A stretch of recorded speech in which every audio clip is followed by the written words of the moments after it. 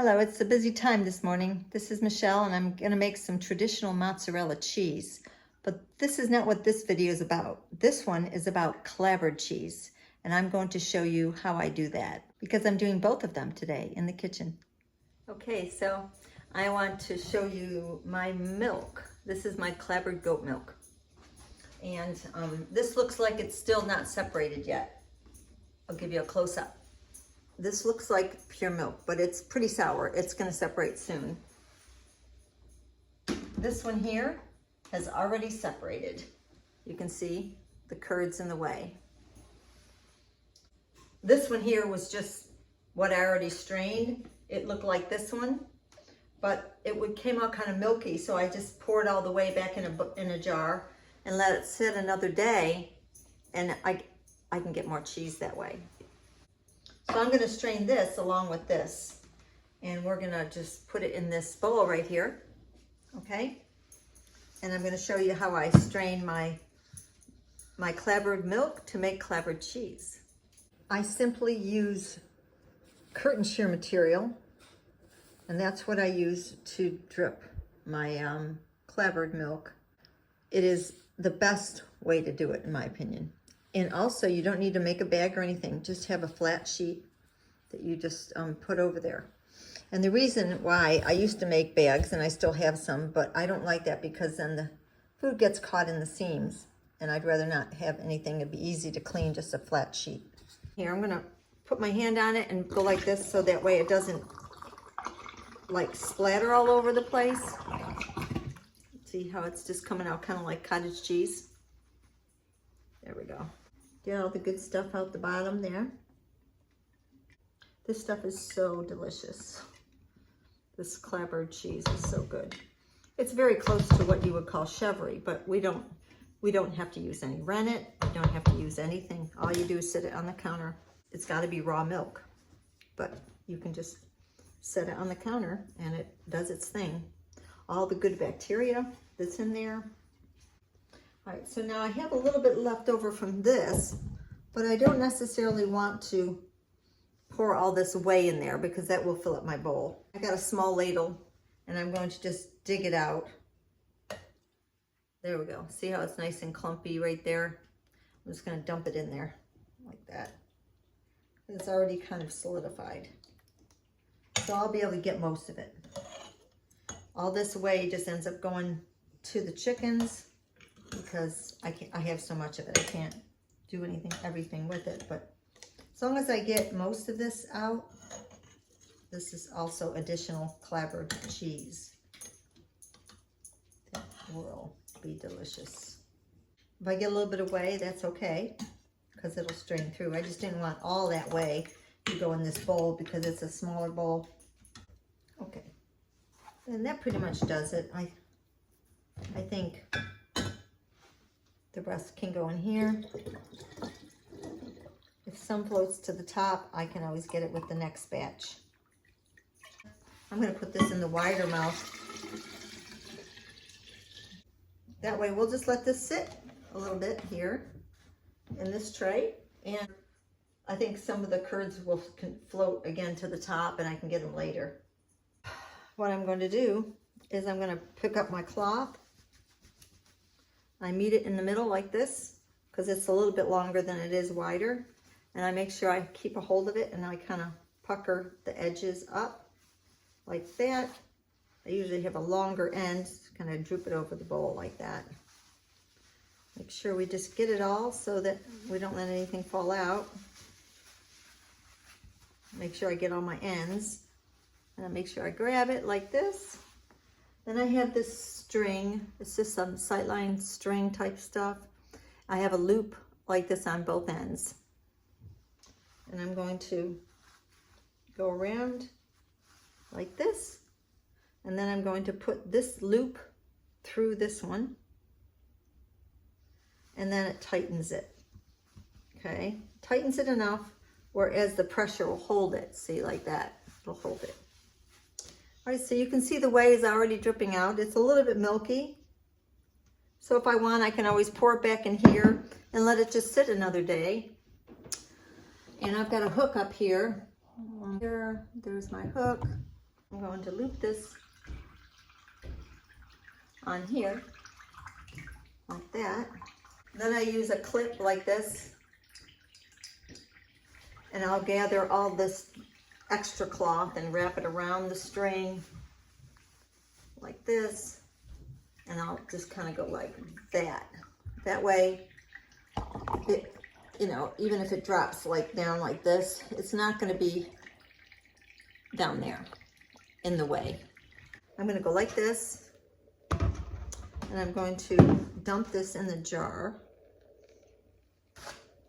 Or just a bit here. I'm going to dump this in. Okay, then I'll put this back under here, and now the dripping should be more clear. Like I do milk it, like I'll sometimes just very carefully just touch it and go like this.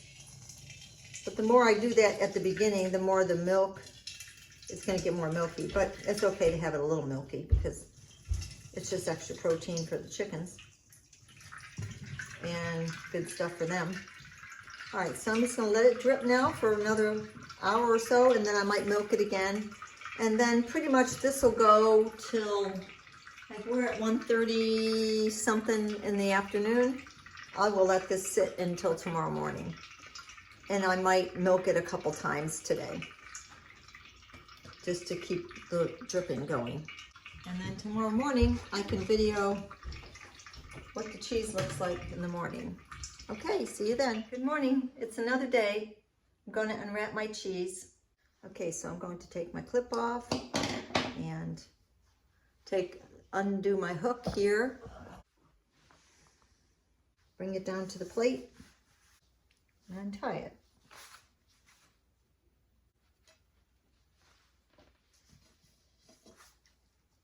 Let's open this up and see what it looks like. That looks good. You can give it a good shake. It's really nice and dry. It's a nice consistency. I like this a little drier like this. Some of my others I haven't dried as long, and I like it when it's a little drier. So here we got it right here. You can see it kind of just crumbles apart. Looks kind of like cottage cheese.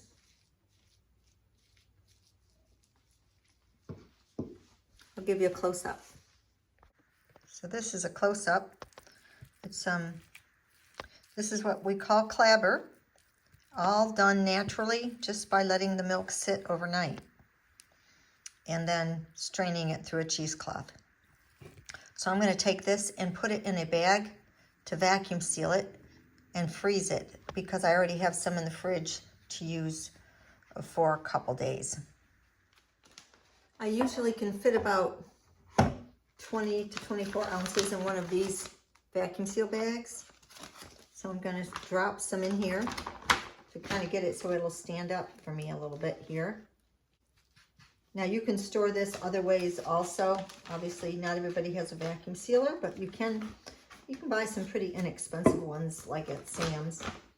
It is very handy. This one here is the type of bag you use in a vacuum chamber, which is more expensive, and I happen to have one, but not everybody's going to have one of them.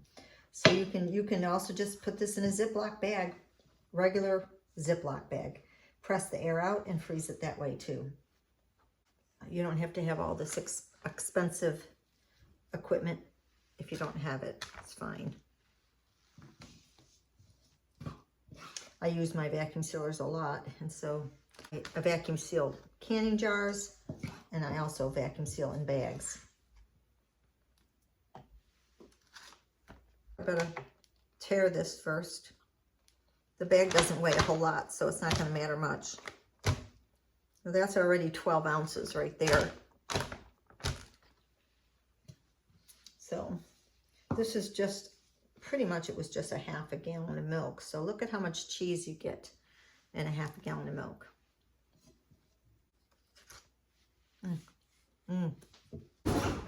I should probably use a spoon, another spoon, but it's finger looking good. It's so good. Trying to keep the top of the bag clean, but it doesn't always work. So when I'm done eating all the droppings, I'll wipe the top of the bag off. This is so good. I wish you could taste it. This milk is really a blessing. It's so good. Oh, this is really good. I'm gonna make some keto pizza. I've been watching some YouTubes, and there's different ways to make the crust, but I'm gonna make the cottage cheese crust because I have so much of this stuff. I can use this instead. So I'm using ingredients on the homestead, and I'm not having to go out and buy something.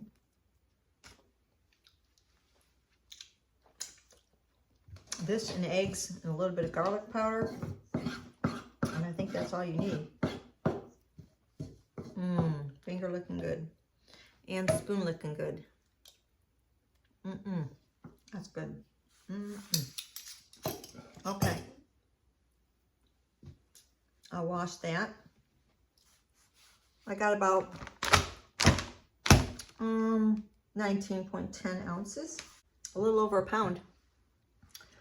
19.10 ounces. All right, so I'm gonna wipe the rim on this. I didn't want to lick some of it first though, because I don't want to waste anything. I'll take a paper towel and kind of go around like the edges.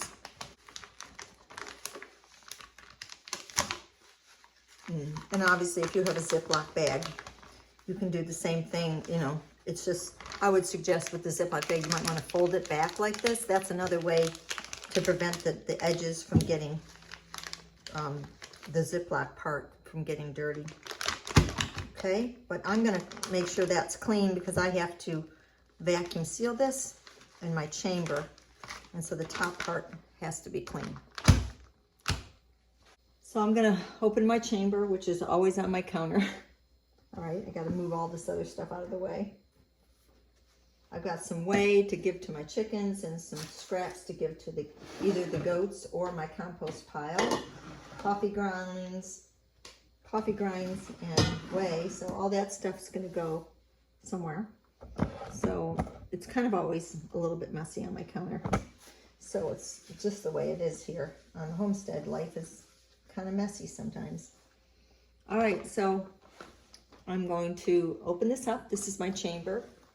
It allows for so much thickness, but I'm going to just place this on here, open this up, put it down like this, and drop this down.